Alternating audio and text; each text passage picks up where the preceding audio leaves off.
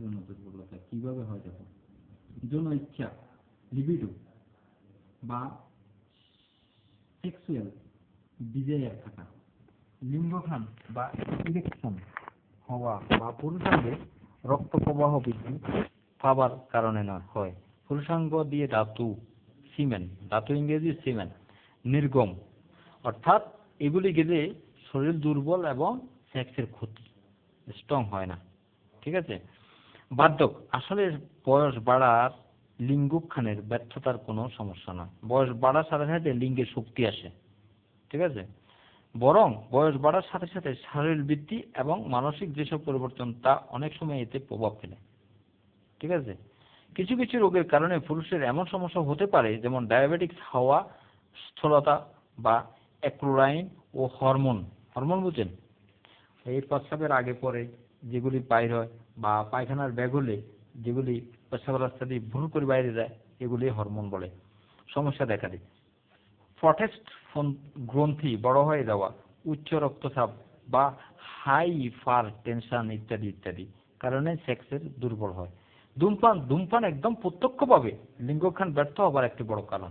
Cigarette খাইলে সেক্সের পুরা ক্ষতি তারা বলতেছে। তারপরে ওষুধ, কিছু কিছু ওষুধ আছে যা পুরুষের অক্ষমতা কমিয়ে দেয়। এর মধ্যে আছে মানসিক রোগের ওষুধ, কিছু স্টেরয়েড, উচ্চ রক্তচাপের ওষুধ, হৃদয় রোগের ওষুধ, বুঝছেন, নেশা উপদ্রবকারী ওষুধ যেমন কোকেন, গাঁজা, অধিক মাত্রায় অ্যালকোহল সেবন ইত্যাদি।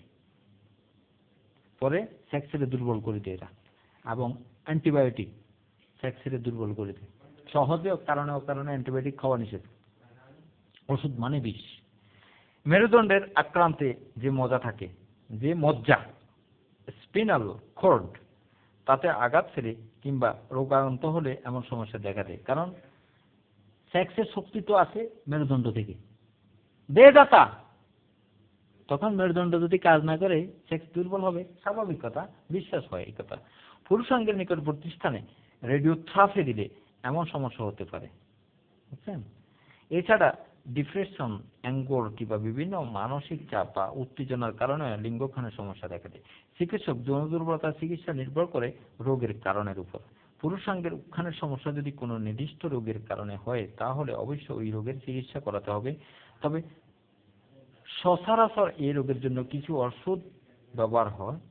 তার একটি হলো সিলডেনাফিল, যা অনেকের কাছে ভায়াগ্রা নামে পরিচিত। এছাড়া অ্যান্ড্রোজেন জাতীয় হরমোন এবং পুরুষাঙ্গের অভ্যন্তরস্থ মৃত নালীকে প্রয়োগ করা হয়। এমন কিছু ওষুধও রয়েছে। অপারেশনের মাধ্যমে পুরুষাঙ্গে বিভিন্ন ধরনের ফসফেনিস স্থাপন করে এই সমস্যা থেকে স্থায়ী পরিত্রাণ পাওয়া যায়। ইউরোলজিস্ট সার্জন গান এই ফসফেনিস লাগিয়ে থাকেন। পুরুষাঙ্গের উত্থানের সমস্যা বলতে অনেক আবার দ্রুত বীর্য খনন থেকেও বুঝে থাকেন।